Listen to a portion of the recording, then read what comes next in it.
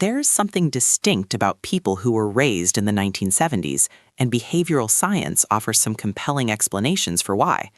If you grew up during that decade, your development unfolded in a rare cultural window defined by high freedom, real-world responsibility, and minimal digital interference.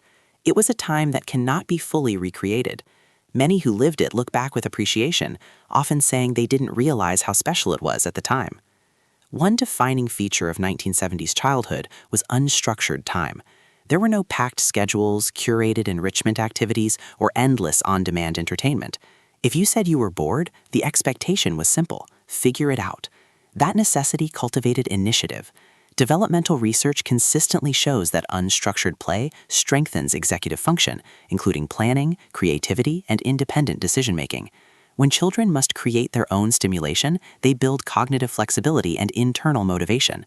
Instead of consuming experiences, you generated them, and that mental habit often carries into adulthood.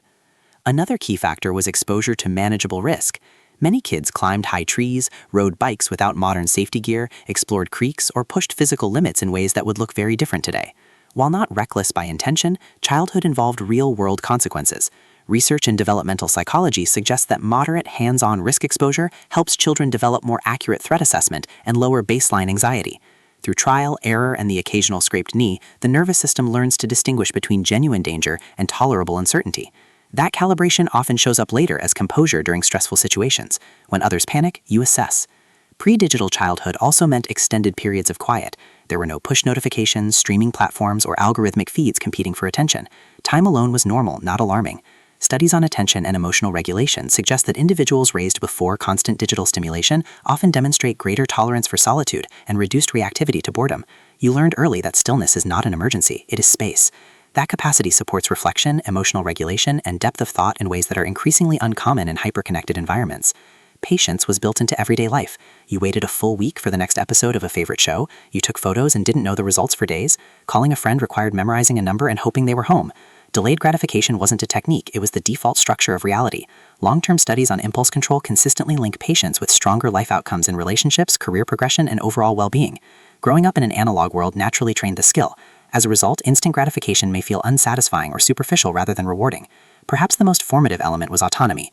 Many children were told to return home by sunset and were trusted to manage the rest. There were no tracking apps, constant check-ins, or continuous adult mediation.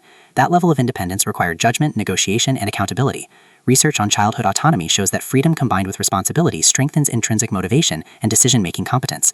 When you must assess situations and deal with consequences on your own, you develop internal authority instead of relying on external direction.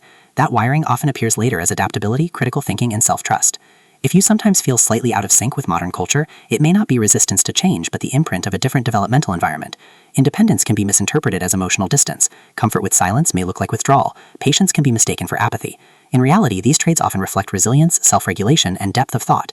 The 1970s represented a rare intersection of freedom and accountability. That combination shaped creativity, emotional stability, and practical competence in ways paired difficult to replicate in today's highly structured, digitally saturated childhoods. If you grew up during that era, you carry strengths that were formed through lived experience rather than programmed stimulation, and that distinction matters. If you grew up in the 1970s and recognize these traits in yourself, share your experience in the comments. What lessons from that era shaped you the most? If you value research-driven insights into generational psychology and personal development, subscribe to the channel and turn on notifications so you don't miss upcoming videos.